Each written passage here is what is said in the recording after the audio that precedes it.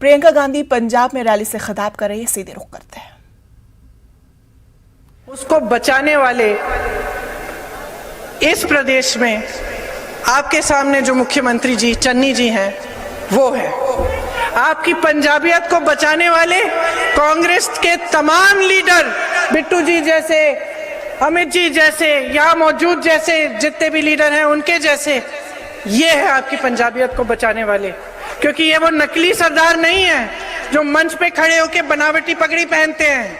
ये असली सरदार है, ये असली सरदार है। इनके दिलों में पंजाबियत है, हिम्मत वाले हैं। चन्नी जी ने 111 दिन में जितने हिम्मत वाले ठोस निर्णय लिए हैं, आप मुझे कोई भी सरकार दिखा दीजिए इस पूरे देश में जिसने 111 दिनों में इतना काम किया हो।